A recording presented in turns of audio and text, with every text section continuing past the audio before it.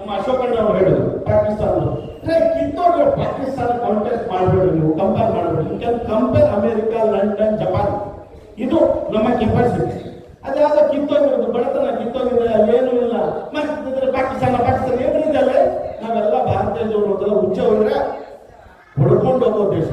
ಆ ದೇಶದ ಬಗ್ಗೆ ನಾನು ಮಾತಾಡೋಲ್ಲ. ಅವ್ರು ಹೇಳಿದ್ರು ಇರ್ಲಿ, ರಾಜಕಾರಣದಲ್ಲಿ ಅವರು ಮಾತಾಡ್ತಾರೆ, ನಮ್ಮ ಹಿರಿಯರು, ಅದ್ರ ಬಗ್ಗೆ ಮಾತಾಡೋದು ಬೇಡ. ನಮ್ಮ ಚಿರುಯುವ ಏನಿದ್ದಾರೆ ನಮ್ಮ ಚೀನಾರಾಮು ಈಗ ಮೋಸ್ಟ್ಲಿ ಇಲ್ಲದೆ ಇರ್ಬೋದು, ಲೇಟ್ ಆಗಾದ್ರೂ ಲೇಟೆಸ್ಟ್ ಆಗಿ ಮುಂಬರುವ ದಿನಗಳಲ್ಲಿ ಈ ರಾಜ್ಯದ ಮಂತ್ರಿ ಆಗಲಿ ಅಂತ ನಾನು ಬಯಸ್ತೀನಿ. ಇಂಥವ್ರು ಬರಬೇಕು. ಹೋರಾಟ ನಾನು ಮಾತಾಡುವಾಗ ನಮ್ಮ ಶಿವಕುಮಾರ್ ಅವರಲ್ಲಿ ಹೋರಾಟ ಮಾಡ್ಕೊಂಡೇ ಇರ್ತಾರೆ. ಹೋರಾಟ ನಾವು ಮಾಡ್ತೀವಿ, ಅಧಿಕಾರ ಯಾರು ಅನುಭವಿಸ್ತಾರೆ. ಇದು ಒಂದೇ ಪಕ್ಷದಲ್ಲಿ ಇಲ್ಲ, ಎಲ್ಲಾ ಪಕ್ಷದಲ್ಲಿ ಊಟ ಹೊಡ್ಕೊಂಡು ಬಂದಿದ್ದಾರೆ ಸ್ವಾಮಿ. ಅವರು ಅವ್ರ ಮಕ್ಕಳು, ಅವ್ರ ಮೊಮ್ಮಕ್ಕಳು. ಇನ್ನು ಅಧಿಕಾರಿಗಳು ಅಂತಾರೆ, ಏನ್ ಮಾಡಕ್ಕಾಗುತ್ತೆ ಪಾಪ.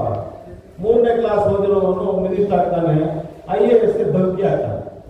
ಇದು ಅಲಿಖಿತ ಸಂವಿಧಾನ ತಿನ್ನೋದು. ಲಿಖಿತ ಸಂವಿಧಾನ ಬೇರೆ, ಅಲಿಖಿತ ಸಂವಿಧಾನ ಬೇರೆ. ಭಾರತ ದೇಶ